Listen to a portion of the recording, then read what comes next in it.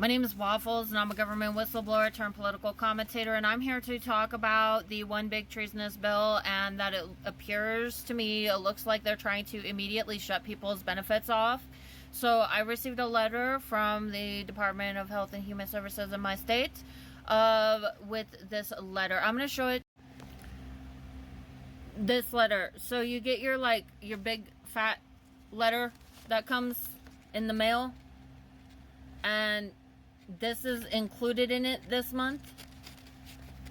So I'm going to read it as, so you get your big fat letter from, the Department of Health and Human Services. And I received this was included in there, which is normally not. So we're going to look at this letter real quick. You need to call them, or they're going to shut your benefits off. This has my name and personal information, so I'm not going to show the whole letter. It says you must follow the basic work rules. You must follow these rules to keep your SNAP benefits. This is for my food stamps. It says, accept any job offer received unless there is a good reason not to. If you have a job, don't quit your job. Tell us about your job. Complete work fair hours each month if asked. What happens if you do not follow these basic work rules? If you do not meet the basic work rules, you may lose your SNAP benefits. Call us as soon as possible, and it's got the phone number. If you think you have a good reason for not following these basic work rules, good reasons include things you can't control, such as getting sick, not having child care for a child younger than 12, or unreasonable work conditions. These are some examples of good reasons, but not all of them. How long will you lose SNAP benefits if you don't follow these basic work rules? The first time, if you do not follow these rules without a good reason, 1 month. The second time, 3 months. The third time, 6 months. In addition to the period you are not allowed to get SNAP benefits, you must follow these work rules before you can get SNAP benefits again. So I just recently recertified like 2 weeks ago or a week ago or something.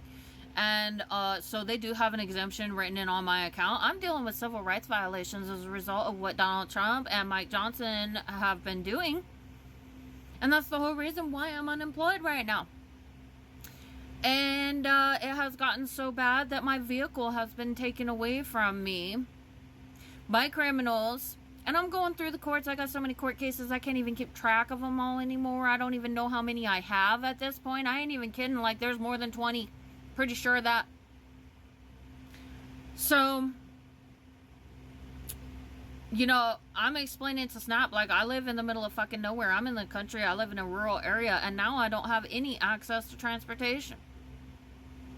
So they have my exemption entered in already, but I just want to make people aware of this so that your benefits don't suddenly get cut off, since they're trying to sneak this by people. If you don't see that paper, you could wind up losing your benefits. Other than that, there was a Supreme Court case. Let me pull it.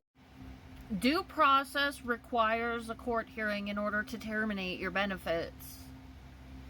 Goldberg v. Kelly, 1970. There is Supreme Court precedent. The law states that they cannot just shut off your benefits without telling you, without providing you with a fair hearing.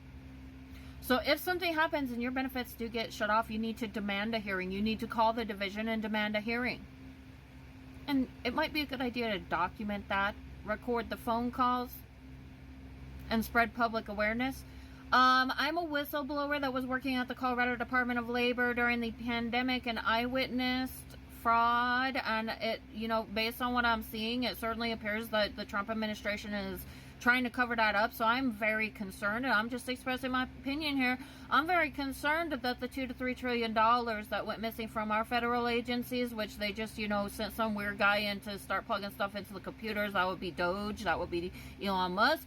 I'm very concerned that they are trying to conceal that evidence of fraud. I'm very worried that the Trump administration stole this money between 2020 and 2024, and that Mike Johnson was a co-conspirator who was assisting with this effort by using the Congress to defund our federal agencies. I have evidence that Donald Trump was calling the Congress and directing action while Biden was in office in order to disrupt government operations, and I'm very concerned that they had a plan to steal this money. And I think that by trying to take people's benefits away from them and do all this harm within our federal agencies, it's an attempt to conceal evidence of a crime the crime of racketeering, wire fraud, and money laundering, along with various other crimes. I have reported this several times to our government in an attempt to try and get something done about it. So I have my eyes on our federal agencies, and in particular what is going on with our welfare benefits, because I believe that MAGA is possibly engaging in one of the largest fraud crimes in world history through these agencies. I'm just expressing my thoughts and my opinions based on my observations, but I just want to let you guys know that yeah, it would be a good idea to make sure that your benefits are not going to get shut off, and that would also include your Medicaid. I don't know what's going on with